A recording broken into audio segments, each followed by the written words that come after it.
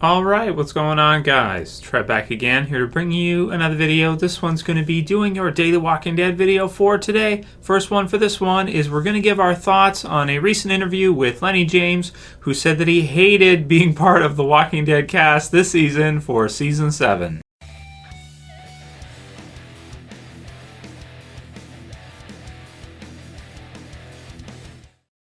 And I'll put the link in the description so you guys can go ahead and check it out for yourselves. Definitely want to give my thoughts on this one. So it's from digitalspy.com, link below.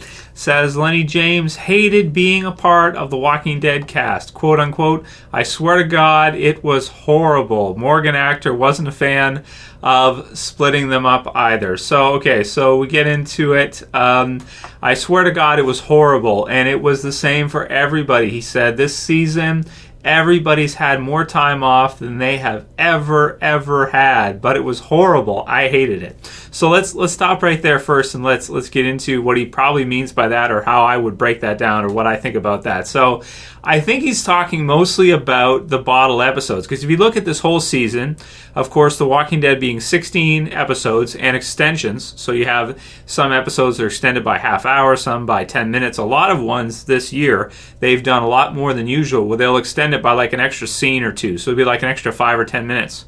And it's quite unusual to see. Usually for Walking Dead, we end just at a time, unless it's something special. And it used to be kind of a rare thing to have an episode be extended. Now it's like almost every episode is extended for the most part. It's like maybe I should do videos letting you guys know when episodes are not extended, because so many of them are. But it sounds like because they're bottling off certain episodes, you have the cast that's used to being in a certain number of episodes, being committed to Walking Dead, and getting paid for that, obviously. And when they're not in certain episodes, they don't get paid. Like if you have a Sanctuary-only episode, like episode 11, and you don't have Andrew Lincoln, or you don't have Lennie James, you don't have all these other people in it, or like Lauren Cohen, for example, plays Maggie, Chandler Riggs, Carl, barely in any episodes, like hasn't been an episode for a while, like was that mid-season premiere pretty much, but since then, nothing. So you have a lot of people where they're going to be dedicated to this show, because it's such a huge show, as their primary source of income and their main thing in their career. And of course, actors have a limited, I would say, time span for how much they can, how long they can earn money for. It's not like a regular job. You may not be able to be an actor for 40 years, depending. Some actors can do it and get different roles in different shows and movies and that, and just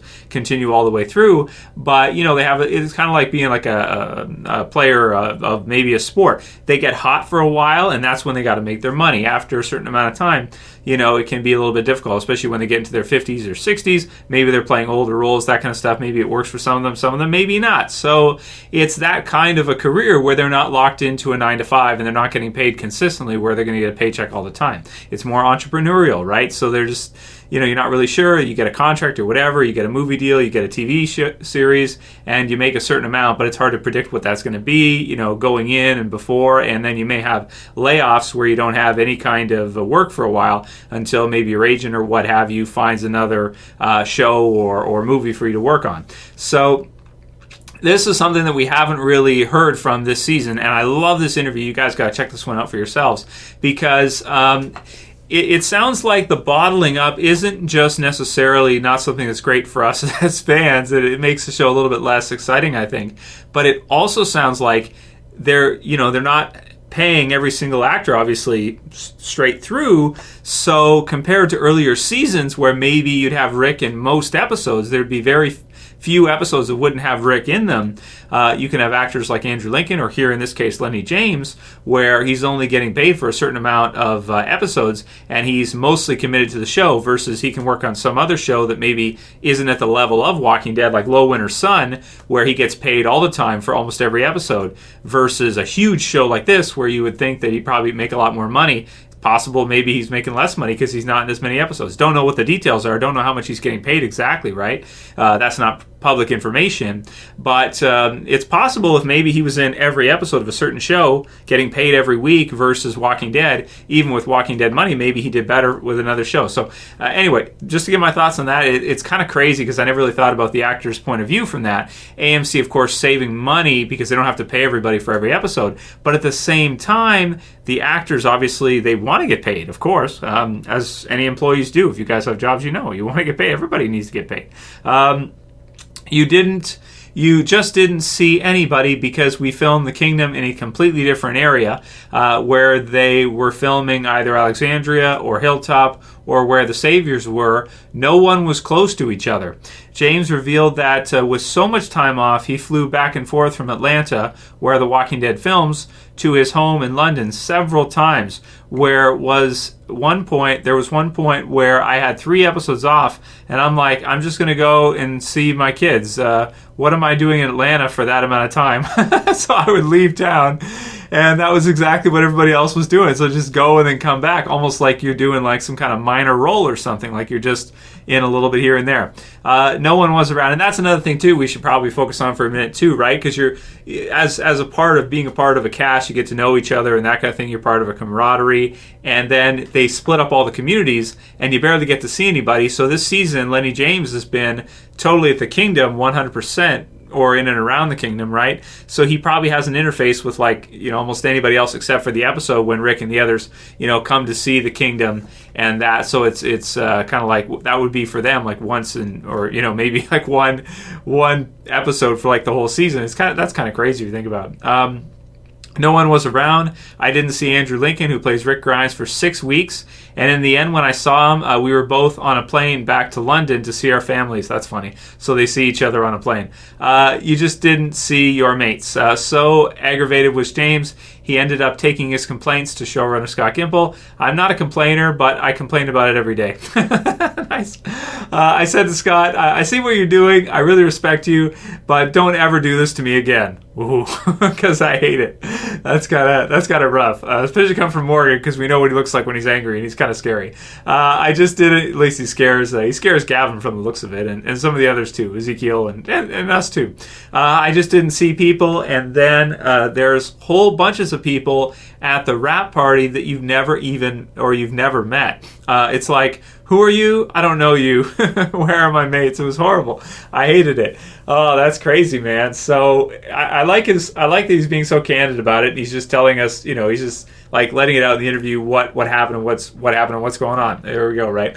But that's really interesting because I never really thought about it from the actor's point of view and what that would be like. But I guess you can understand that maybe it's not just a lot of our least favorite seasons. Maybe it's Lennie James's least favorite season too. That's probably true, right? So good stuff. Well, that said, it's probably not going to change anytime soon because The Walking Dead is becoming a bigger story. They're going to have lots of communities, and it'll go on for a long time, obviously, but. It's probably going to be bottled for a while. It's going to be this kind of, I think, season 7 feel for at least a few seasons, except for maybe when the groups get together. But I think they'll probably always kind of keep a good number of episodes bottled off to keep the cost down and everything. I think they'll probably always do that. I'm not saying I like the fact that they do that, but I'm just saying that that's probably what we're going to see most likely. So we'll see how it goes, man. Well, you guys can write your comments below on what you think about it. I just think it's wicked cool to hear from one of the cast members who was pissed off about the way things were going with season 7.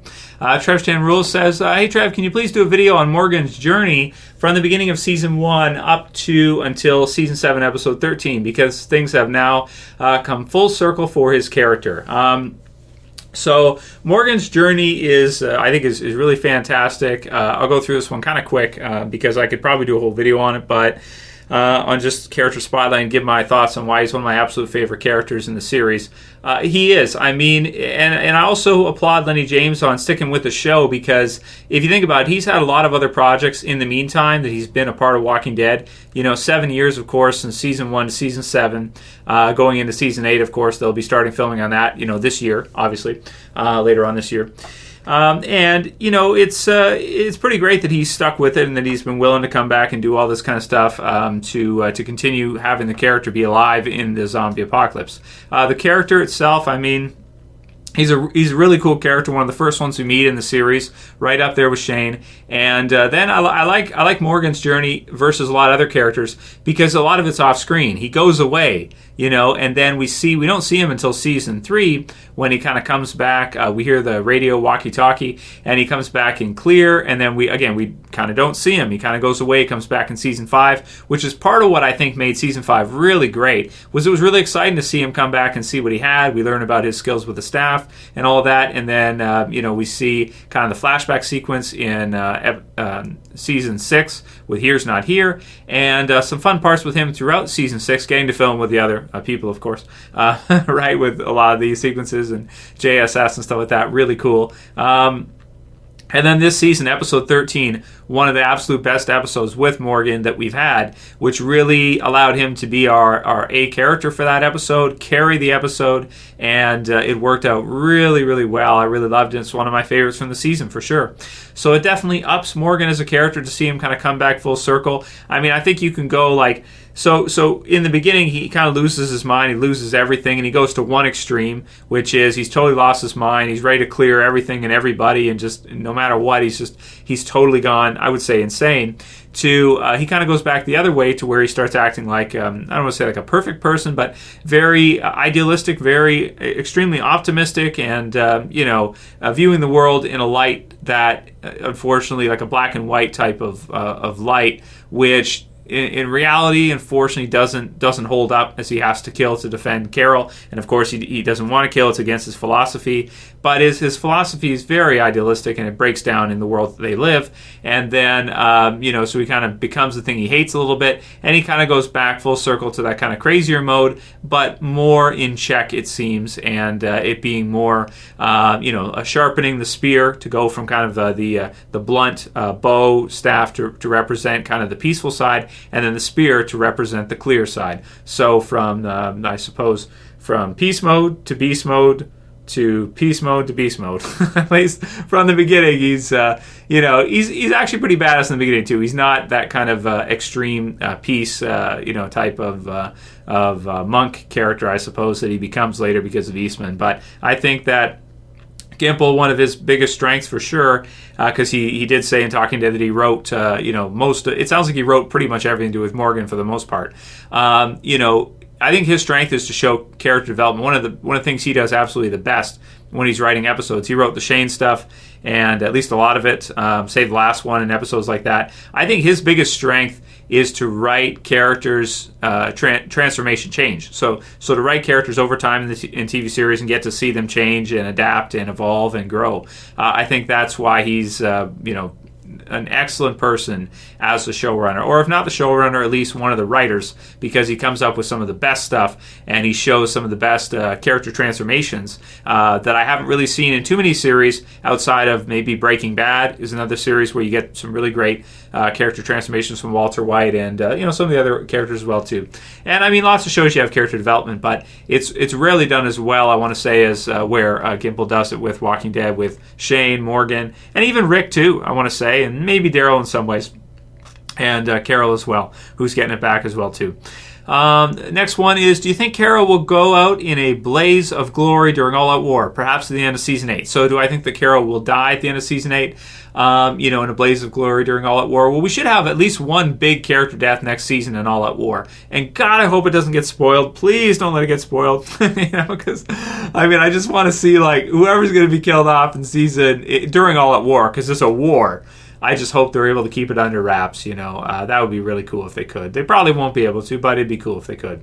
But if Carol was the one, I wouldn't be disappointed if Carol was killed off during All That War, because I think she's had so many kind of, front A-list, moments throughout the show, and really gotten her time and really been used in a good light, to where if they did kill her off, I don't think any of us would be that upset about it, because she got we would be, but she got so many great moments, and she's kind of been broken down recently, and she'll probably research. But I'd almost say, especially with Morgan being pissed off about the show and everything, maybe Gimple will kill him off next year. Just because he complained, right? It's kind of like, should you complain to your boss? It depends what kind of boss, I think. And Gimple, I don't know. No, he strikes me as a guy. I'm just kidding. But they might kill Morgan off, so we'll see. Carol, I I don't think so. Not right now. I'd say I don't think she'll be killed off right now. No, but it would be cool, and I think it could work if they did it because she's had so much time at the forefront. And, you know, it's just like how many times can she save the group, right, without it getting repetitive? We wouldn't really have another Terminus type situation with Carol, I don't think. I don't think it makes sense. And we've already seen her play Possum a couple times, so it's like, you know, it could get old if she keeps doing the same tricks over and over again, right? So we'll see. But Torridd says, hey Trev, the Walking Dead actors generally have a lot to do with, or have to do a lot of pouting and scowling. Which actor do you think has had the best, most realistic, most convincing, worst look? Best one that you can remember, or perhaps someone is better with being angry and others being sad. I think Carol is one of the best, has one of the best sad faces. So some of the best actors in The Walking Dead. Maybe we could do like another top 5 or top 10 of that. But for sure, I think I'd have to put Andrew Lincoln number 1, I think. For me anyway. Again, everybody reads these differently, right? And it depends on your own, even your own mannerisms can affect how you read other people's, right? Because you see yourself and this is how you respond, and then if you see them respond differently, maybe you think that's unrealistic or something, right? So for me, Andrew Lincoln, I think has to be number 1. He's, you know, his emotion scenes when he finds out about Lori and that kind of stuff, man, so sad.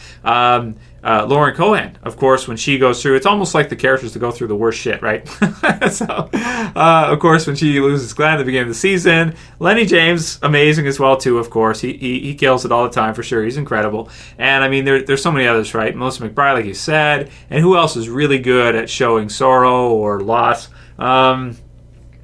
Oh man, you know, there's so many characters over the years, and you know, of course they have to do a lot of different stuff. You know, Daryl is quite the badass, and maybe he doesn't do the best cry face, or maybe it just looks wrong on him. Maybe it's not his fault, but no matter how he does it, it just looks wrong, you know, to do the cry face.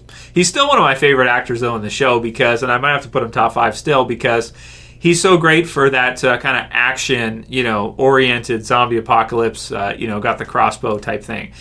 Great shots. And even Andrew Lincoln has said that he thinks Daryl gets better shots than him in the show.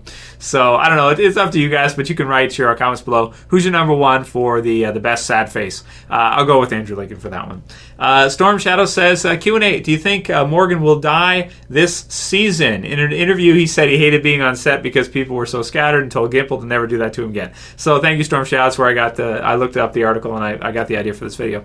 So, so you think he might kill him off too, because of the fact that he said that. I don't think it would have anything to do with him saying that, of course, if he is killed off. But I did predict in my Death Predictions video, I think next year, during All Out War, he might be killed off. And that's not spoilers because, again, guys, it's just like what I think. Like, I think it's like a prediction, but I could be totally wrong. Maybe he'll be here in season 11 or 12. You know, I'm just saying what I think. And you guys can do the same in your comments below. How long do you think Morgan can survive in the show? He's gotten his badassity back again now, so you know, maybe he could go on longer. That definitely the peace thing could not last. That's for sure, one way or another. So I think, but I don't think he'll die this season. No, I'd be shocked if they killed him off this season. Josh Giles says, when do you think we will see Jerry uses his axe? So I can't wait to see Jerry use his battle axe. I hope during All Out War, maybe before the end of the season. And I hope he uses it on Jared, because Jared hit him with a stick and his head got all red. And I was like, no, Jerry.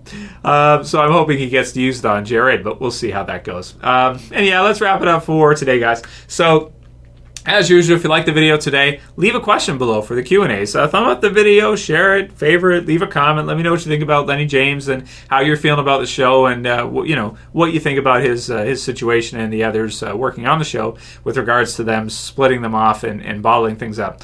Let me know what you guys think. Have a great day, guys. And of course, I'll see you back probably tomorrow for another video. I'm going to do a Whisper War review because I just got this and I've reviewed every volume, so I got to review that within the next couple days. So heads up for that. That'll be coming soon, guys. That's it for this one. I'll see you guys again soon. As always, it's Trev. I'm saying peace. Later, guys. See you soon. You can share, you can favorite, you can subscribe. Hell, you're all going to be doing that.